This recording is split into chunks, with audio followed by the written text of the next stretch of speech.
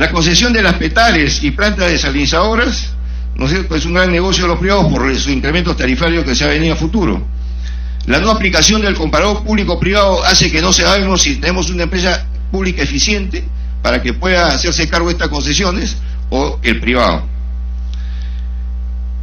Y se inicia la privatización del agua sin haber aplicado la escala eficiente. En el caso de Tumbes, obviamente tendría que ser remunicipalizada y el sistema de evaluación del OTAS tendría que ser revisada. Bueno, con esto termino mi intervención. Disculpen el tiempo, que es largo, pero solamente queríamos dejarles estas inquietudes para que ustedes revisen si es conveniente o no la privatización del agua a nivel nacional. Muchas gracias.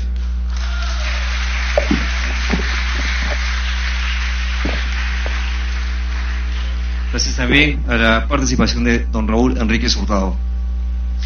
Bien, y para desarrollar el tema privatización de las EPS y sus efectos sociolaborales, vamos a invitar a participar a la señora Josefina Gabriel Rosas, secretaria general de la Federación Nacional de Trabajadores del Agua Potable del Perú.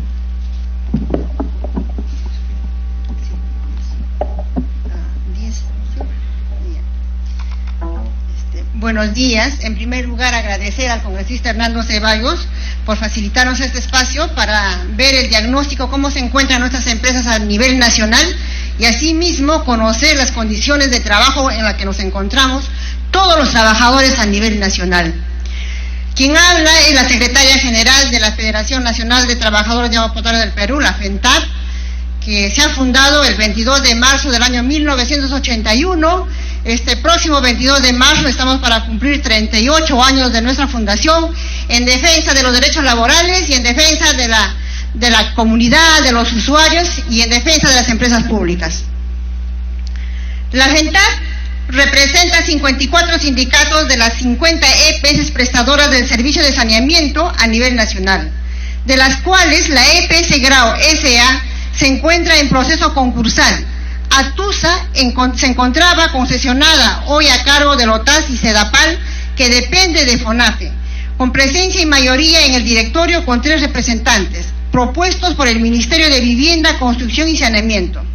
El OTAS, a la fecha, tiene a su cargo la administración directa de 18 EPS que se encuentran intervenidas por el régimen de apoyo transitorio, designado a dedo a los miembros del directorio, gerente general y gerentes de línea, contratados con cargo de presupuesto del OTAS, bajo la modalidad del contrato administrativo de servicios CAS, con remuneraciones que oscilan entre 14.000 a 10.000 soles. Sin embargo, en las EPS que no se encuentran intervenidas por el OTAS, los gerentes generales y gerentes de líneas, sus remuneraciones oscilan entre 6.000 a 3.000 soles, generando una brecha remunerativa y malestar entre los funcionarios de las EPS, quienes tienen una responsabilidad de mejorar la gestión y cumplir con las metas institucionales. El OTAS viene gestionando la aprobación de una nueva estructura remunerativa de los cargos de confianza de las EPS, que deberán ser financiados con los ingresos que generan las EPS e incluirán en las planillas de las EPS a los funcionarios de confianza designados por el OTAS en las EPS intervenidas por el RAT. Las EPS intervenidas por el RAT a cargo del OTAS vienen aplicando políticas antilaborales contra los trabajadores, como los despidos, suspensión y reubicación de trabajadores que realizan denuncias de corrupción de funcionarios y observan la deficiente gestión de la gerencia general, que afecta la gestión de la empresa y el servicio a nuestros usuarios. Debemos denunciar que las decisiones arbitrarias e ilegales de los funcionarios que toman la decisión de despidos arbitrarios y que luego de años, previo juicio del trabajador, estos son reincorporados a la empresa con el reconocimiento de los devengados de acuerdo a ley, afectando la economía de la empresa. Sin embargo, en muchos de los casos, los funcionarios responsables de estas decisiones arbitrarias y abusivas ya no se encuentran en la empresa y en algunos casos ocupan cargos de confianza en otras EPS y no les pasa nada. Ante estos antecedentes, los funcionarios que se encuentran de paso siguen aplicando medidas antilaborales, afectando la estabilidad laboral de los trabajadores y de sus familias. Por ello, consideramos necesario que el funcionario responsable debería asumir los costos de sus malas decisiones y la empresa inicia la demanda correspondiente por daños y perjuicios y los terceros civiles responsables que correspondan. Los trabajadores con más de 30 años de servicio percibimos un ingreso mensual promedio de 2.000 soles. No perciben incrementos remunerativos al básico. La población establecida en la ley 30879, Ley de Presupuesto del Sector Público para el año fiscal 2019, en el artículo 6, prohíbe el ajuste o incremento de remuneraciones. Sobre el particular, el Tribunal Constitucional ha declarado inconstitucional esta medida restrictiva que impide las negociaciones colectivas y ha solicitado que el Congreso de la República emita la norma correspondiente, la misma que no ha sido observada por Ejecutivo y se encuentra en trámite ante el Congreso. Estamos a la espera de su promulgación. Pese a ello, las negociaciones colectivas solo se han referido a mejoras por negociaciones de los colaterales, las mismas que se han mantenido durante más de 5 años. Sin embargo, pese a ello, los actuales funcionarios del OTAS pretenden negociar de cero y en caso extremo desconocer los incrementos salariales pactados en pliegos respectivos.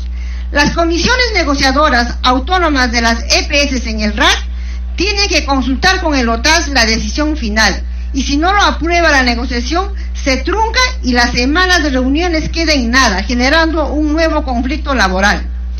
El OTAS debe evaluar la implementación de una nueva estructura salarial para las EPS, debiendo tener en cuenta el tamaño y las negociaciones colectivas ganadas y consideradas como derechos adquiridos, y si se toma en cuenta las EPS regionales, las escalas remunerativas deberían ser únicas.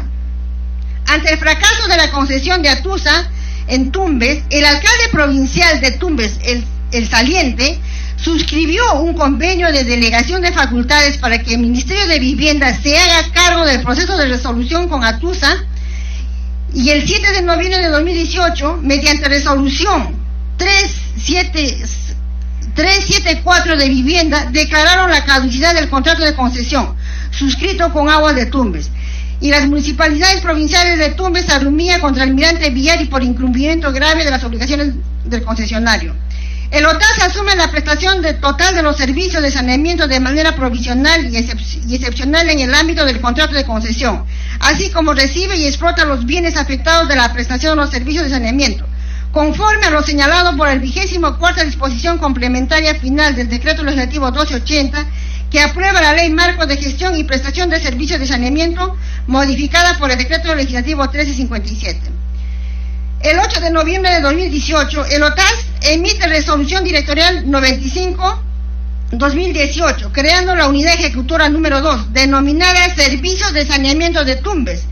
En el pliego 2007, Organismo Técnico de Administración de Servicios de Saneamiento, cuyo nombre comercial será Aguatumbes.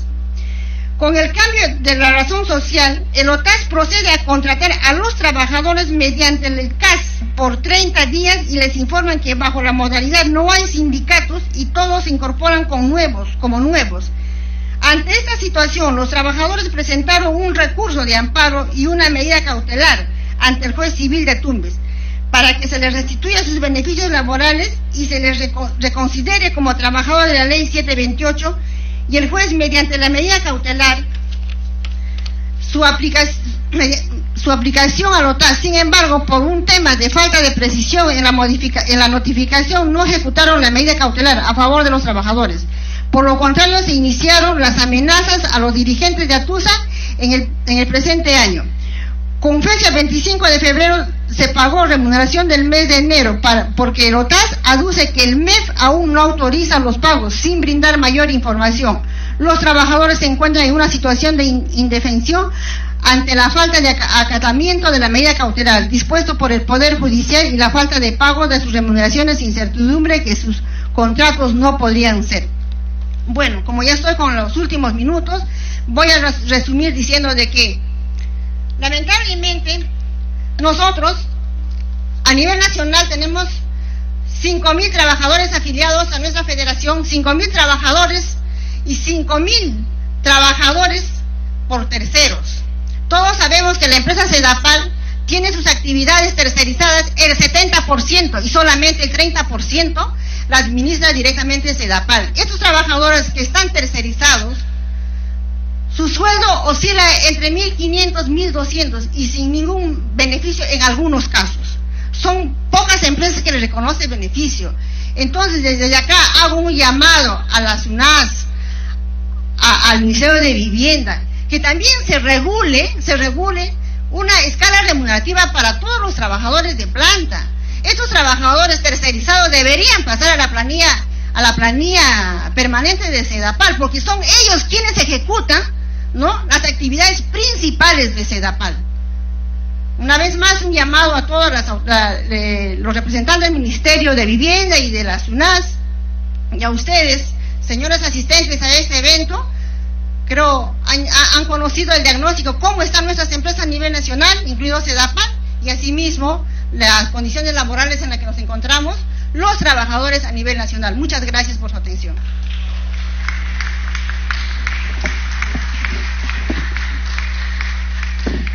Gracias también a la señora Josefina por su participación esta mañana en la conferencia del servicio de agua potable para los peruanos entre la gestión estatal y privada. Vamos a invitar a la señora Luisa Eizaguirre, ella es secretaria general de SUTESAL, para ver el tema de servicio de agua potable en Lima Metropolitana. Gracias.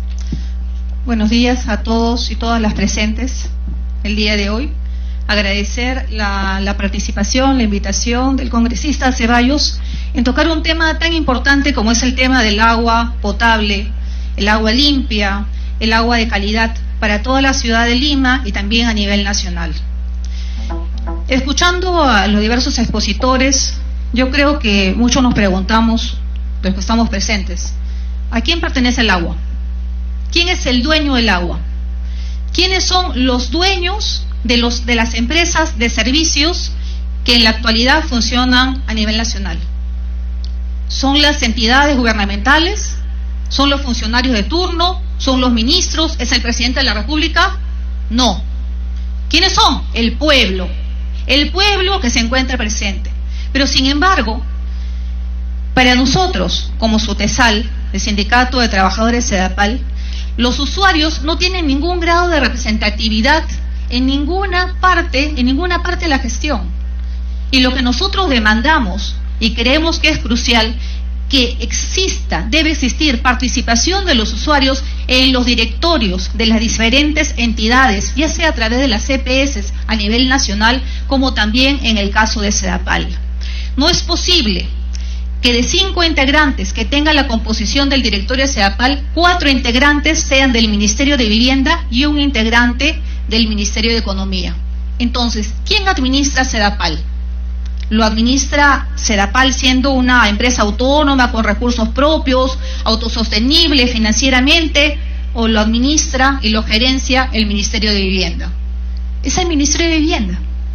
Y lo hemos visto, sin ir muy lejos, en la crisis que hemos tenido en San Juan del Lurigancho, donde ni siquiera Sedapal ha podido mencionar e informar adecuadamente en los medios de comunicación la real situación y la real problemática por la que atravesamos y cuáles fueron las medidas de contingencia y la ayuda que se brindó realmente en este caso. Teníamos un impedimento del Ministerio de Vivienda. No me va a dejar mentir acá el representante del funcionario. Estamos parametrados. ¿Por qué? Porque no tenemos autonomía financiera, no tenemos autonomía política, tenemos injerencia de todos los gobiernos de turno, cambio de metas a través de cada gerencia. Solamente en los últimos 5 años, más de 5 presidentes de directorio, más de 5 gerentes generales a nivel de empresa, que no permite siquiera dar continuidad a la gestión. En la época de los 90, en los años 90, tuvimos un plan maestro optimizado. Llegamos en algún momento a cumplir efectivamente con todos los indicadores de gestión. Se redujo porcentualmente los indicadores de agua no facturada y hasta ahora, digamos que de una u otra forma se mantienen. Pero sin embargo, en la última década ha sido la peor década para Sedapal. ¿Por qué? Falta de inversión, corrupción. ¿Y por qué hago mención de la corrupción? Porque la corrupción es el principal flagelo para toda entidad del Estado. y especialmente en una empresa que es rentable. ¿Por qué existen intereses económicos y mercantilistas detrás de la privatización de las empresas del agua? ¿Porque no son rentables? ¿Sedapal no es rentable? Sedapal genera 300 millones de soles en el último año. A pesar de los cuestionamientos de ineficiencia, a pesar de eso, es una empresa económicamente sostenible, financieramente sostenible. Pero ¿qué ha pasado? Ya a raíz, casualmente, de los últimos hechos, nuevamente se presenta el tema de la privatización. Y el presidente de la Comisión de Defensa del Consumidor lo ha anunciado. Le ha pedido expresamente al presidente de la República que emita un proyecto de ley para privatizar la empresa del agua. ¿Cuál es el motivo? ¿Cuál es el motivo para pedir la privatización de las empresas de agua? ¿Desconoce quizás cómo han venido operando las diferentes empresas que han sido privatizadas a nivel mundial? ¿Se desconoce? Mencionar un caso, París. París fue una empresa privatizada. Hace unos años nuevamente retornó a manos públicas. Junto con esta empresa, más de 250 empresas a nivel internacional han regresado nuevamente a manos públicas o a manos municipales. Han sido remunicipalizadas. ¿Y por qué? Porque la privatización es la salvación y la panacea. Hablábamos antes de entrar acá a la reunión, mencionábamos por qué se ve como única opción los privados, y al final estamos con un tema dogmático. Es un tema dogmático que lo viene promoviendo las mismas empresas privadas, el mismo gobierno que también lamentablemente hace eco de esto, y que solamente todo lo público es malo y todo lo privado es bueno. Tenemos casos de la telefonía. Alguien me va a decir que estamos conformes de repente con los diferentes servicios de telefonía y los abusos que existen a través de ella.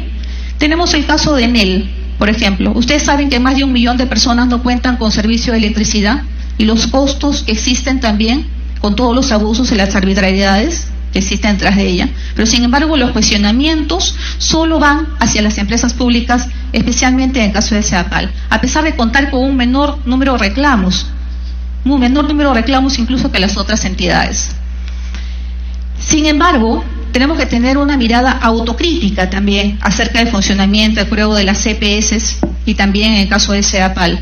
Una mirada autocrítica como trabajadores, en este caso, que tiene que existir los mecanismos de denuncia, el compromiso de luchar efectivamente en contra de la corrupción, separar a todos los malos elementos, incluyendo funcionarios de diferentes entidades. Tenemos el 70% de actividades tercerizadas en Sedapal, el 70% de actividades, desde quien atiende al público, quien cierra el servicio, de quien toma la lectura.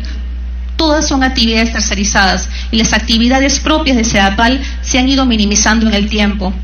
Hasta quien atiende el teléfono es también privatizado, el servicio de bacofono, todo es privatizado. Entonces estamos hablando de que Sedapal, lamentablemente a la fecha, no puede contar siquiera con la supervisión adecuada. ¿Quién realiza la supervisión de las compañías contratistas? Las mismas compañías contratistas, de acuerdo a los contratos leoninos, contratos sobrevalorados. Eso existe y es parte de la problemática de la empresa. Hemos pedido intervención de la Contraloría, no ahorita, de hace bastante tiempo, que se revise cada uno de los contratos. ¿Cuántos proveedores tiene Sedapal? ¿Cuántas empresas contratistas tiene Sedapal? ¿Cuántas empresas subcontratistas tiene Sedapal? Contratos de millones de soles, como son miles de millones de soles que también se han invertido en agua y saneamiento en los últimos años. Y nosotros indicamos, de acuerdo a la brecha que se ha cerrado, esa cantidad de miles de millones de soles en realidad sirvió para cubrir las brechas existentes. A través del decreto de ley 1284 se establecen el mecanismo para que se disponga económicamente, ¿no? Se financia económicamente, hay inversión de parte del Ejecutivo en obras de agua y saneamiento. ¿Y quién fiscaliza estas obras de agua y saneamiento? ¿Alguien fiscaliza? ¿La Contraloría fiscaliza? ¿La población fiscaliza? No hay fiscalización. Ese es uno también de los grandes problemas que tenemos a la fecha.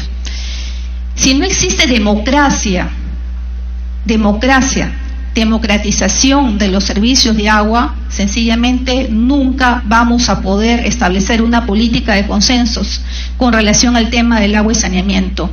No se pueden imponer políticas en el tema del agua. Se debe consensuar con los actores principales y quienes hacemos uso del servicio. Nosotros estamos demandando en CEDAPAL, en el directorio de CEDAPAL, el alcalde de Lima debe tener participación en el directorio, el alcalde de la Municipalidad de Callao, el Colegio de Ingenieros, los usuarios deben tener participación, el Ministerio de Vivienda también, y también los trabajadores. ¿Por qué los trabajadores? Porque los trabajadores ejecutamos y llevamos a cabo las actividades y conocemos bien cuáles son las falencias más graves o por las que atraviesa una empresa. Nosotros no estamos a favor de la privatización, llámese el nombre como se llame. Hubo un compromiso de gobierno, porque este gobierno de Vizcarra es el mismo gobierno, el PPK, un compromiso de gobierno, incluso después que asumió, de no privatizar y no concesionar en ninguna de las modalidades. Compromiso que se está vulnerando. La derogación del 018 solamente es temporal, se va a perfeccionar, según lo que se acaba de escuchar, así que tenemos siempre el tema de la privatización y lamentablemente los usuarios, los que hacemos uso del servicio, no tenemos ninguna participación y demandamos tener una participación. Pongámonos la camiseta, ante todo la camiseta de Perú, la camiseta de soberanía, la camiseta de la nacionalidad. Gracias a todos y todas.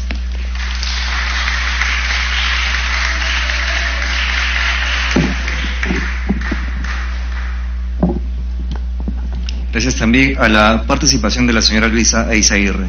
Bien, vamos a contar con la participación del público. Vamos a la estación de preguntas. Tenemos 3 preguntas. Del lado derecho, el señor de lentes, 2, 3. 3 preguntas. Por favor, si nos alcanzas el micro. El señor de lentes, luego el caballero de camisa celeste y luego el señor a la izquierda. Por favor, su nombre y apellido, no excederse de 1 minuto a la pregunta y que sea solo enfocado en la conferencia que se ha visto esta mañana, por favor.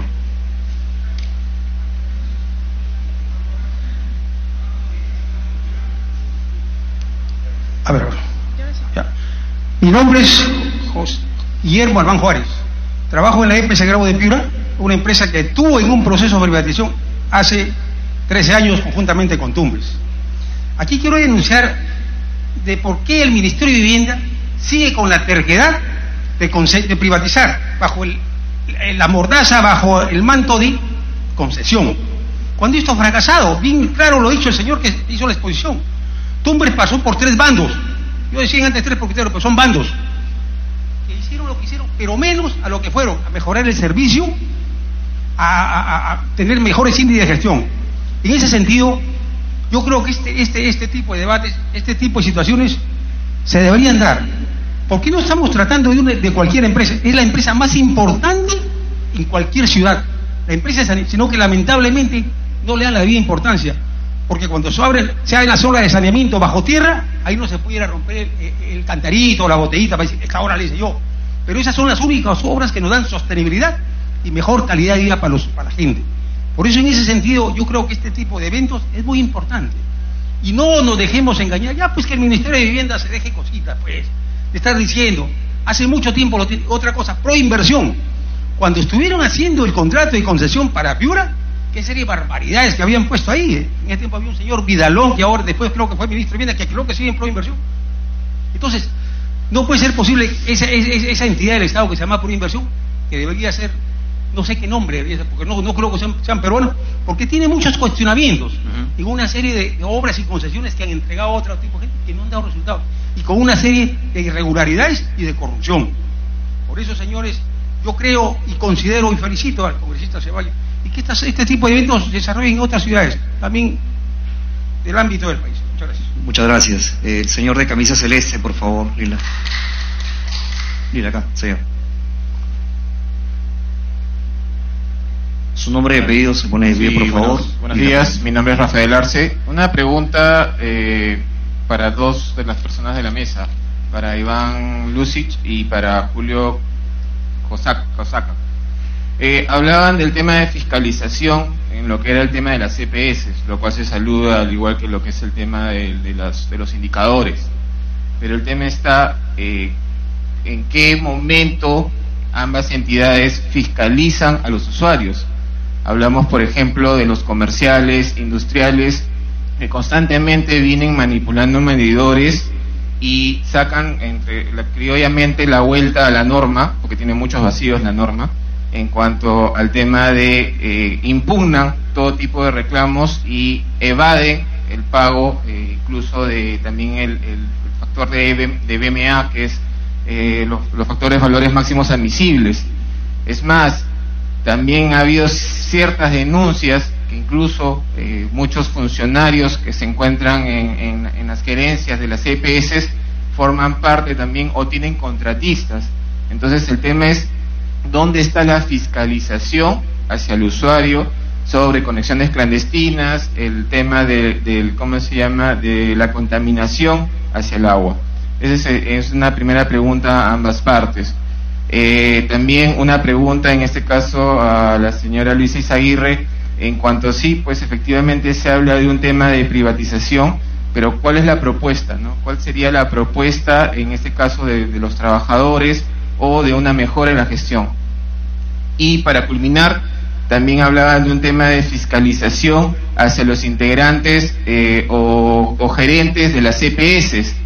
Se sabe, o como ya lo acaban de mencionar en este caso la señora Josefina Gabriel y también Raúl Enríquez, existe un reciclamiento de funcionarios de una EPS a otra o que han salido incluso de otras entidades. Con eso concluyo. Gracias. Bien, muchas gracias.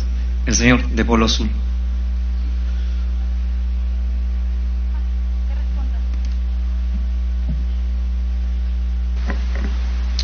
Muy bien. La labor del regulador de fiscalizar está orientado básicamente al operador, ¿no? Es muy importante lo que usted ha manifestado respecto de conexiones clandestinas, robo de agua, inclusive por algunos malos, ¿no?, trabajadores de las EPS. El rol del regulador es fiscalizar que la empresa de agua cumpla con reducir sobre todo sus conexiones inactivas, cumpla con supervisar los valores máximos admisibles, ¿no?, de vertimiento de las aguas residuales a la alcantarilla. Y en ese sentido, a través del estudio tarifario, establecemos metas de gestión vinculadas a reducción de pérdidas, al incremento de conexiones activas, al cumplimiento de la supervisión por parte de las empresas de los valores máximos admisibles. Este año y el año pasado, el 2018 y el 2019, gracias a nuestra función desconcentrada de fiscalización, estamos poniéndole mucho más esfuerzo porque somos conscientes que a través de el trabajo de las empresas de detectar clandestinaje, de detectar vertimientos a la alcantarilla no adecuados y de identificar a estos malos usuarios y en este aspecto sectorizar todo el sistema, se va a lograr muchísimo.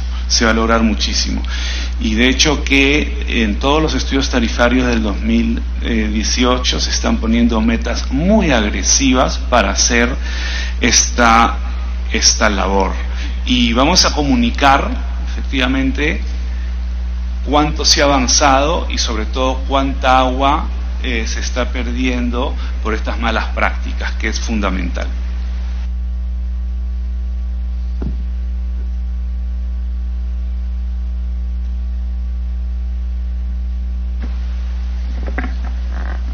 Bueno, dando respuesta de la parte inicial que ha preguntado acerca de la fiscalización, nosotros como ministerio tenemos el brazo técnico que es OTAS, y que OTAS es el que ha intervenido estas 18 empresas para poder hacer un mejoramiento y fortalecimiento de la prestación de los servicios. Entonces, en ese sentido, OTAS viene haciendo toda una estrategia para el tema de la fiscalización en cuanto al agua no facturada. En el caso que se ha venido hablando también, en el caso de Atusa, el agua facturada llegó antes de nuestra intervención, cuando estuvo el privado, a un índice de más o menos 75% de agua no facturada. Pero básicamente esos índices en los cuales sabíamos que había un incremento del enojo poblacional, pero básicamente eso fue por una mala estructura y un mal diseño de contrato. Nosotros aquí queremos dejar en claro de que el proceso y la opción de hacer una APP o una asociación pública privada, una concesión, una obra por impuestos o una obra pública, no tiene nada que ver con el tema de haber tenido un contrato que no estuvo bien hecho. Entonces, los resultados de no tener un contrato bien hecho, lamentablemente nos llevó a tener que trabajar de esa manera para poder regularizar y poder cumplir los lineamientos que había dentro del contrato para poder terminar el contrato y dar la caducidad de este contrato de concesión.